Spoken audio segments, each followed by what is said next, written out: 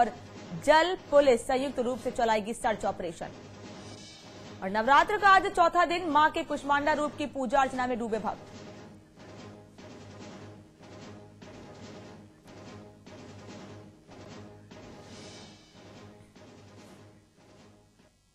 नमस्कार, स्वागत है आपका। मैं हूं आपके साथ अनामिका पांडे। बुलेटिन में सबसे पहले बात करेंगे इस वक्त की बड़ी खबर की।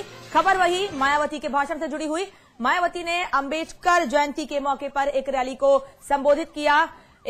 वहां पर जो लोग मौजूद थे उन्हें संबोधित किया और हर बार की तरह जो अंदाजा लगाया जा रहा था कि जब भी लोगों से मुखातिब होंगी मायावती तो उनका वही एक राग होगा, वो समाजवादी पार्टी सरकार पर निशाना साधेंगी। और होर्डिंग्स और बैनर की राजनीति जो कल से चली आ रही है, जब से इन बैनर्स को, होर्डिंग्स को उतरवाया गया है, तब से ये राजनीति चली आ रही है। वो बात ये साफ हो रही थी कि जब मायावती आएंगी लोगों को संबोधित करने के लिए, तब वो इस मुद्दे पर समाजवादी पार्टी सरकार पर निशाना जरूर साधेंगी। और कुछ ऐसा ही आज दिखाई दिया। कुछ नया इस रैली में, इस भाषण में उनके दिखाई नहीं दिया है। साफ इस बात के अंदाज लगाए जा रहे थे, इस बात के कयास लगाए जा रहे थे कि मायावती समाजवादी पार्टी सरकार पर निशाना साधेंगी, और वो हुआ भी। मायावती ने कहा कि हमें होर्डिंग्स लगाने की परमिशन थी, समाजवादी सरकार ने इन होर्डिंग्स को हटवाया है, राजनीति की गई है। यहां तक कि उन्होंने ये कहा कि वो मीडिया के दुख दर्द को समझती हैं, क्योंकि उनके शासनकाल में मीडिया के जो भाई बंधु थे वो बड़े सुखी थे, लेकिन आज के समय में, समाजवादी पार्टी सरकार के समय में मीडिया को परेशान किया जाता है, मीडिया के भाई बंधु परेशान नजर आते हैं। मायावती ने एक बात ये भी कही, दंगों को लेकर निशाना साधा कि जब से प्रदेश में समाजवादी पार्टी की सरकार आई है तब से दंगे काफी हो चुके हैं। एक साल में करीबन 100 दंगे अब तक प्रदेश में हो चुके हैं, प्रदेश के अलग अलग जिलों में हो चुके हैं। इसको लेकर सरकार पर निशाना साधा। जो होर्डिंग्स हटाए गए थे उस पर लगातार जो बसपा के बड़े नेता हैं उनकी एक ही प्रतिक्रिया आ रही थी कि ये जो महापुरुष हैं उनका अपमान है, और समाजवादी पार्टी ने राजनीति करते हुए इन होर्डिंग्स और बैनर्स को उतरवाया है। एक बात यहां पर और कही है मायावती ने, वो ये कहा है कि हमारे समय में जब हमारी सरकार थी, हालांकि ये तो गुजरे जमाने की बात हो गई है, लेकिन फिर भी याद तो उनकी ताजी ही है, तो उन्होंने ये भी कहा कि हमारे समय में सभी लोग सुखी थे, हर वर्ग के लोग सुखी थे, चाहे वो ब्राह्मण वर्ग हो, चाहे वो दलित वर्ग हो, कोई भी वर्ग हो, अल्पसंख्यक वर्ग हो, हमारे समय में सभी सुखी थे। लेकिन इस सरकार ने सभी लोगों को दुखी कर रखा है। हर वर्ग का इंसान इस सरकार में दुखी है।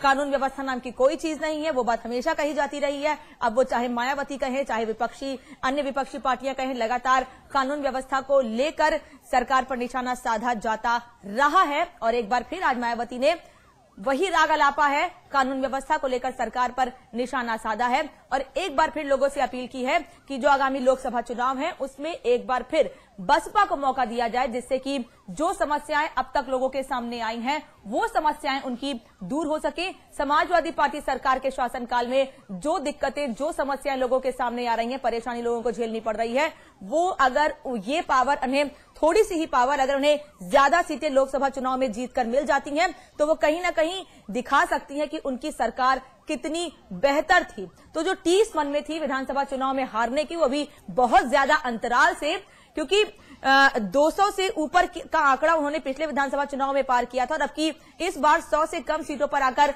सिमट गई बसपा। तो उस बात का मलाल, उस बात की टीस साफ तौर पर आज के भाषण में दिखाई दे रही थी। और सरकार पर जो निशाना साधने की बात थी वो सबके सामने है, वो तो मायावती को करना ही था। उन्होंने समाजवादी पार्टी सरकार पर निशाना साधा, और जो उनके शासनकाल में उनकी उपलब्धियां रही हैं वो उन्होंने सबके सामने गिनाई हैं। दलित परेशान है, जो पिछड़ा वर्ग है वो समाजवादी पार्टी के सरकार के समय परेशान है। महिलाओं के साथ न्याय नहीं किया जा रहा है, महिलाओं को कानूनी तौर पर उनका अधिकार मिलना चाहिए। केवल बातें करने से, बड़ी बड़ी बातें करने से या भाषण देने से या घोषणाएं करने से कुछ नहीं होता है। कुछ इस तरह की बातें भी आज मायावती ने अपने भाषण के दौरान कही है। जब हमारी सरकार थी, यानी कि मायावती की सरकार थी, तब किसी पर कोई जुल्म नहीं होता था।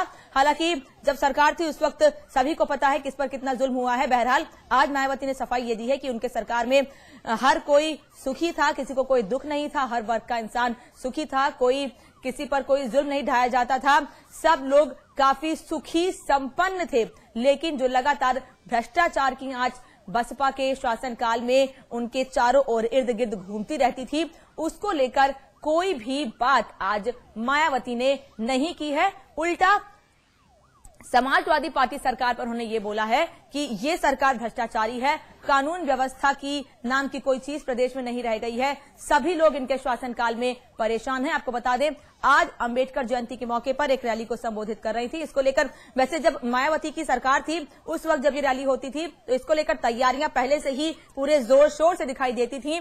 पूरे लखनऊ को नीले रंग से, नीले झंडों से पाट दिया जाता था, लेकिन आज कुछ खास ऐसा दिखाई नहीं दिया, बल्कि उल्टा जो होर्डिंग्स और बैनर लगे हुए थे उनको उतरवा दिया गया। और वो होर्डिंग्स और बैनर उतरने के बाद आज मायावती का जो टीस थी, मायावती के मन में जो बातें थी, उत्तर प्रदेश की पूर्व मुख्यमंत्री मायावती के मन में जो बातें थी वो आज निकलकर सबके सामने आ गई हैं। उन्होंने बैनर और होर्डिंग्स को लेकर भी निशाना साधा समाजवादी सरकार पर। हमारे सहयोगी अमितेश जुड़े हुए सीधे हमारे साथ, उनका रुख करते हैं और उनसे बातचीत करते हैं पूरे मामले पर। अमितेश, सबसे पहले तो एक बात निकलकर सामने आती है, जिस बात की उम्मीद थी कि वो सपा सरकार पर निशाना साधेंगी कई मुद्दों को लेकर, वो तो निकलकर साफ सामने आई ही आज।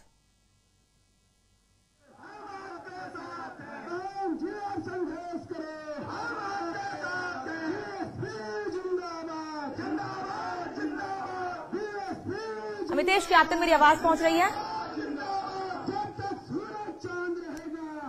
काफी शोर शराबा है वहां पर, हमारा संपर्क अभी अमितेश से नहीं हो पा रहा है, लेकिन आपको हम लगातार बता रहे हैं मायावती ने आज अंबेडकर जयंती के मौके पर एक रैली को संबोधित किया और समाजवादी पार्टी की सरकार पर निशाना साधा है। सबसे महत्वपूर्ण बात उन्होंने आज ये कही है कि होर्डिंग्स को लेकर कि होर्डिंग्स लगाने की इजाजत पहले से थी, लेकिन सरकार ने राजनीति करते हुए ये होर्डिंग्स और बैनर हटवाए हैं क्योंकि परमिशन इसकी पहले ही ले ली गई थी। मीडिया के दुख दर्द को उन्होंने समझा और उन्होंने कहा कि हमारे शासनकाल में मीडिया काफी सुखी थी।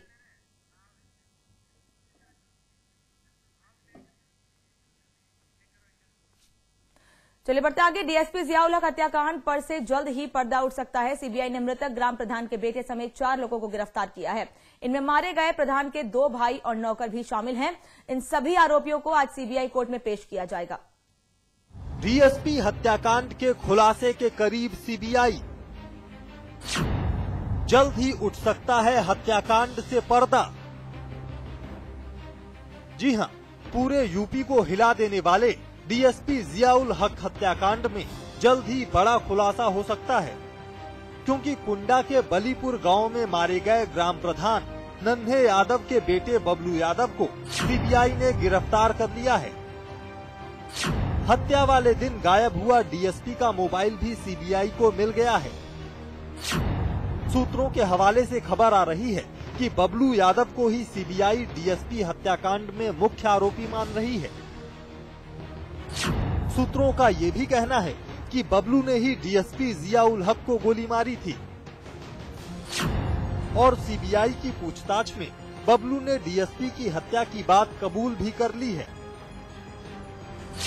हालांकि सीबीआई ने अब तक इस बारे में कोई आधिकारिक खुलासा नहीं किया है, लेकिन जल्द ही सीबीआई कोई बड़ा खुलासा कर सकती है। आपको बता दें कि बीते 2 मार्च को राजा भैया के इलाके कुंडा में बलीपुर गांव के प्रधान नन्हे यादव की हत्या कर दी गई थी। हत्या के बाद भड़की हिंसा में ग्राम प्रधान के भाई सुरेश यादव और डीएसपी जियाउल हक की भी हत्या कर दी गई थी। इस मामले में डीएसपी की पत्नी ने राजा भैया पर हत्या के आरोप लगाए थे, जिसके बाद बाहुबली विधायक राजा भैया को मंत्री पद से इस्तीफा देना पड़ा था। तिहरे हत्याकांड में सीबीआई अब तक राजा भैया, उनके करीबी एमएलसी अक्षय प्रताप सिंह समेत दर्जनों लोगों से पूछताछ कर चुकी है। कई लोगों को गिरफ्तार भी किया गया है। इसलिए उम्मीद की जानी चाहिए कि 8 मार्च से ही इलाके में डेरा डाले सीबीआई जल्द ही दूध का दूध और पानी का पानी कर देगी। शिव मोहन शुक्ला के साथ ब्यूरो रिपोर्ट, समाचार प्लस। और इस मामले पर विस्तार से जानकारी के लिए हमारे सहयोगी आलोक पांडे जुड़े हैं, उनसे पूरे मामले की विस्तार से जानकारी लेते हैं। आलोक, आज कोर्ट में पेशी होनी थी, फिलहाल क्या जानकारी है? बिल्कुल, देखिए जो करीब 11:30 बजे के आसपास सीबीआई जो है इनको जो स्पेशल कोर्ट है सीबीआई की उसमें पेश करेगी और उसके बाद ट्रांजिट रिमांड पे लेने की पूरी जो कोशिश करेगी। और जब रिमांड पे लेने के बाद ये सारी चीजें पता करेगी कि कोई इनके पीछे षड्यंत्रकारी तो नहीं है ऐसा, क्योंकि सीबीआई की केस पूरी तरीके से साफ हो चुका है, सारे हत्यारे जो है वो पकड़े जा चुके हैं, लेकिन हत्या कराने के पीछे क्या किसी की मंशा थी या किसी के उकसाने पे डीएसपी की हत्या की गई, ये सारे जो सवाल थे वो अभी भी बचे हुए हैं। इन सारे सवालों का जवाब तभी मिल सकता है जब इनको रिमांड पे लेके इनसे भारी और गहन पूछताछ हो, जिसकी पूरी की पूरी कोशिश आज सीबीआई करेगी। और रिमांड पे लेने के बाद आज जो पीछे के जो अगर कोई षड्यंत्रकारी है तो उसका चेहरा सामने लाने के लिए सीबीआई निश्चित तौर पे आज इस रिमांड पे लेने के बाद इन सारी चीजों की पूछताछ करेगी। क्या कोई अभी समय निकलकर सामने आया आलोक कि कब तक इनकी पेशी हो सकती है? लेकिन इनकी पेशी करीब 11:30 बजे तक होनी है। 11:30 बजे के आसपास जो सीबीआई की विशेष अदालत में इनकी आज इनकी पेशी होगी और उसके बाद इन पे बहस चलेगी। इनको रिमांड पे लेने के लिए, ट्रांजिट रिमांड पे लेने के लिए बहस चलेगी और उसके बाद जहां तक हमेशा ही होता है कि सीबीआई को हमेशा रिमांड मिल जाती है, तो इनको भी आज भी जहां तक ये अनुमान लगाया जाता है सीबीआई को रिमांड मिल जाएगी और सीबीआई से पूछताछ शुरू कर देगी। धन्यवाद आलोक, आपका तमाम जानकारी के लिए जबरदस्त कि आपसे आगे अपडेट लेते रहेंगे। 11:30 बजे इन लोगों की आज पेशी होनी है और सीबीआई रिमांड बढ़ाने की मांग कर सकती है। बढ़ते आगे, उत्तर प्रदेश में दबंगों की दबंगई रुकने का नाम नहीं ले रही है।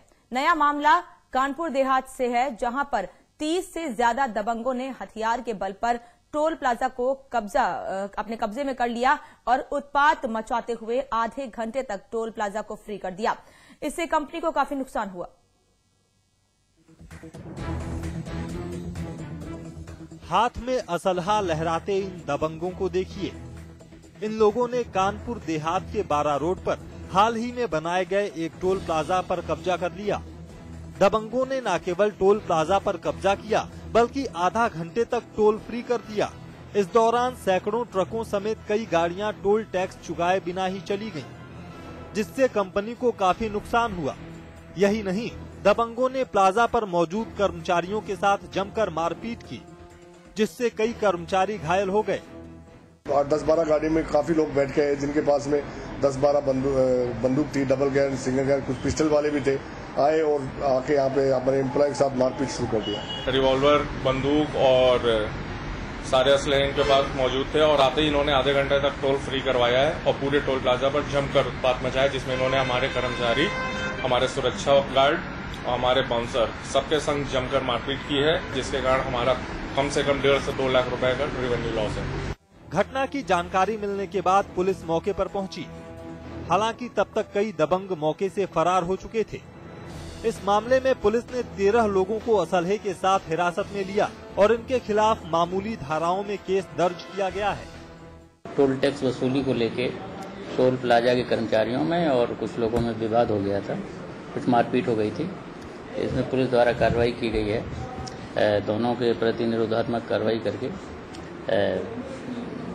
इस मामले का पटाक्ष किया गया है। बहरहाल इस घटना के बाद टोल प्लाजा पर काम करने वाले अधिकारी से लेकर कर्मचारी तक सभी दहशत में हैं। लेकिन सवाल ये उठता है कि इन दबंगों की इतनी मजाल कैसे हो गई कि उन्होंने कानून व्यवस्था को अपने हाथ में ले लिया और आधे घंटे तक व्यवस्था को बंधक बनाए रखा। सलीम सिद्दीकी, कानपुर देहात, समाचार प्लस। चलिए वक्त एक ब्रेक का, कुछ और खबरों के साथ जल्द लौट रहे हैं।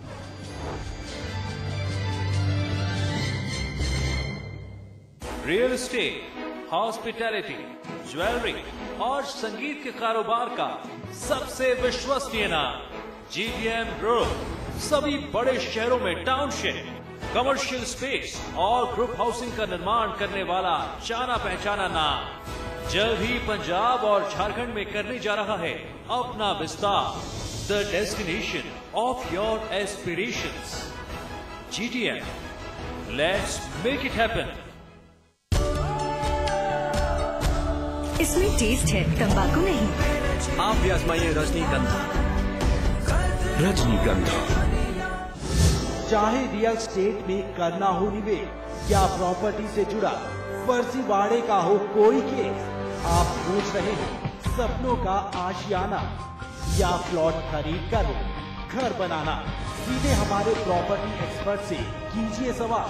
अपनी समस्या हमें ईमेल करें propertyexpert@समाचारplus.com पर या हमें फोन करें और पाएं अपने सवालों के जवाब प्रॉपर्टी एक्सपर्ट में रविवार शाम 4 बजे सिर्फ समाचार प्लस पर। आज ली क्या? उंगली और जूली का कंबाइंड स्टडी का प्लान बना सीक्रेटली और भाइयों को भगा दिया फिल्म देखने क्लेवरली। थैंक यू भैया। एंड देन इंटरेस्टिंगली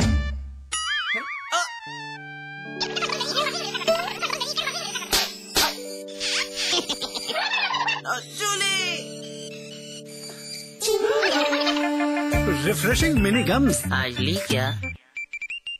फलित वास्तु एवं प्राच्य विद्या विशेषज्ञ पंडित दिवाकर शर्मा।